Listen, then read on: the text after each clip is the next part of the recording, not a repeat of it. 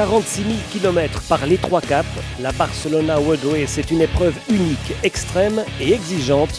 On a pu le vérifier à l'occasion de cette deuxième édition.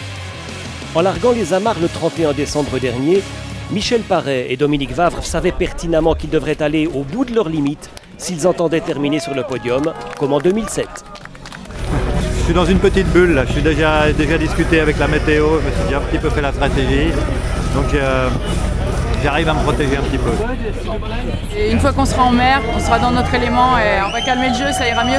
Mais c'est fort, beaucoup d'émotions. Voyage! Bon voyage! 14 monocoques 60 pieds sur le plan d'eau. Les Français Quito de Pavan et Sébastien Odigan sont les premiers à couper la ligne et à mettre le cap sur Gibraltar. Après 3 jours de course, première mauvaise surprise pour le Mirabeau. Voilà, on a été abordé à la hussarde par des douaniers marocains. Et puis on a suivi une fouille du bateau, passablement de tension. Voilà, ils nous ont saccagé l'intérieur, mais ils nous ont bien mis en vrac. La descente sous les alizés vers l'Atlantique Sud fait déjà des dégâts. Jean Lecam et Bruno Garcia dématent au large des îles du Cap-Vert. Président est le premier bateau à quitter la course. La flotte est encore très compacte, mais les premiers jours de course sont éprouvants pour les marins comme pour les bateaux. Sur Mirabeau, on apprécie donc, comme il se doit, les rares moments de répit. La première douche en 23 jours.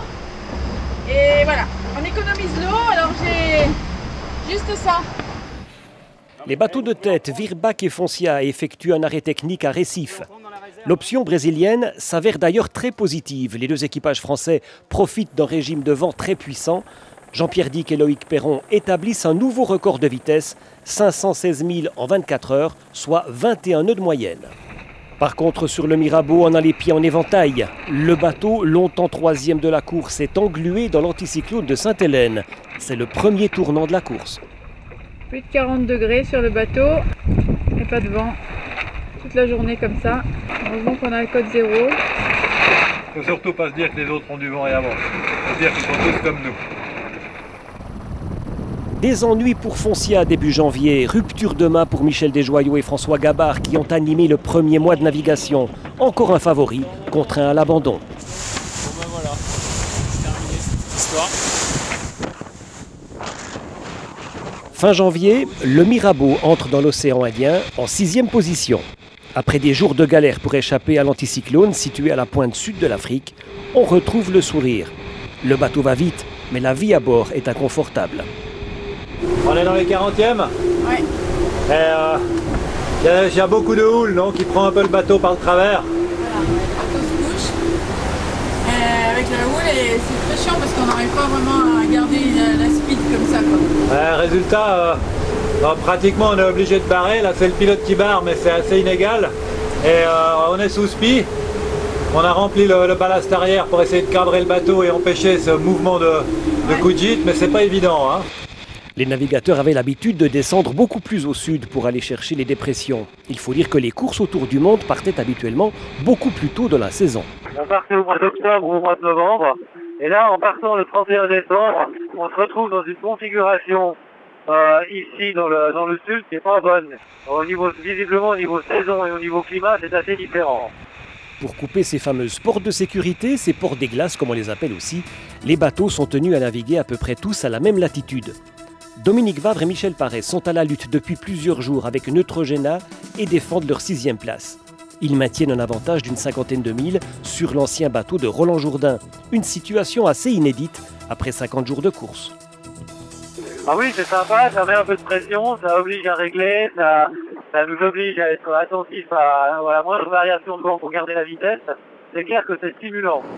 À mi-course, Jean-Pierre Dick et Loïc Perron caracolent toujours en tête malgré un nouvel arrêt forcé de 48 heures en Nouvelle-Zélande. Mirabeau franchit le détroit de Cook en 5e position. C'est une nouvelle régate qui débute. Dominique et Michel sont prêts à affronter les grands surfs du Pacifique. Mais auparavant, il s'agira d'échapper aux foudres du cyclone tropical Atou. Je ne suis pas vraiment inquiet, mais il y a une toute petite possibilité qu'il ne soit pas à 100% dans la trajectoire prévue. Donc on va vérifier ça. Alors maintenant, voilà où est le bateau. On est dans les calmes qui sont là avec du vent du sud. Et puis je vais faire défiler l'écran toutes les par pas de 3 heures et vous voyez là le cyclone arriver, apparaître, descendre au sud et nous manger. Donc on voit bien une chose, c'est qu'il faut absolument qu'on progresse par là, de manière à ne pas se retrouver sur la trajectoire du cyclone. Alors que la bataille fait rage et que les conditions de navigation sont particulièrement difficiles dans le Pacifique Sud, Michel Paré souffre d'anémie. La navigatrice s'évanouit dans le cockpit. Les médicaments qui lui avaient été transmis au large des côtes néo-zélandaises n'ont pas suffi à lui faire recouvrir son état normal.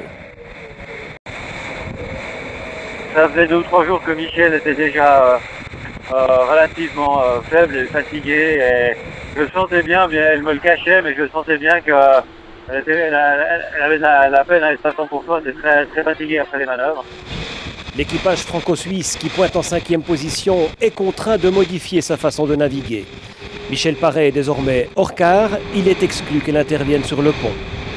Dominique Vavre applique un rythme de navigation en solitaire avec des tranches de sommeil de 20 minutes. Le passage du Cap Horn est donc une vraie délivrance. C'est un grand soulagement.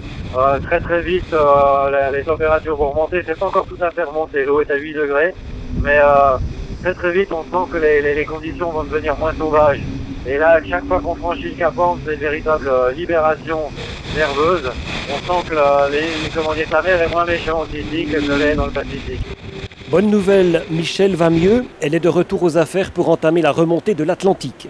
Débarrassé du stress des mers du Sud, le Mirabeau repart à l'attaque. La lutte pour la 3e place est engagée. Le voilier navigue dans des conditions de mer très difficiles avec un vent de face et surtout une mer désordonnée. Le 12 mars, le mât se casse à 7 mètres de la tête. Les voiles sont encore à poste, mais elles sont devenues complètement incontrôlables. C'est un nouveau coup dur. Le Mirabeau est condamné à l'abandon. En attendant que le coup de tabac soit passé, les 2 navigateurs sont prêts à toute éventualité. Comme on n'a aucun moyen d'action, on est passif. Donc effectivement, on a préparé les sacs de survie près de la descente, etc. On est prêt à tout. Et en même temps, on fait dans notre tête des plans pour l'avenir. C'est-à-dire que demain, on devrait pouvoir essayer de monter la baume qu'on a réussi à conserver comme gréement de fortune, tailler dans des spies ou dans des voiles pour essayer d'en fabriquer des voiles qui s'adaptent à ce gréement de fortune et puis progresser à toute petite vitesse en direction de l'Amérique du Sud. Le bateau est à 1000 km des côtes argentines. Il mettra une semaine pour rejoindre le port de Mar del Plata, sous gréement de fortune à l'aide de la baume et de son tourmentin. Dominique Vavre et Michel Paré sont enfin rejoints par l'équipe technique le 19 mars. Après 79 jours de mer et de galère, ils sont de retour sur la terre ferme, en bonne santé. Le Mirabeau sera acheminé en Europe par cargo. Il sera réparé au chantier naval de La Rochelle. Bienvenido a la Argentina.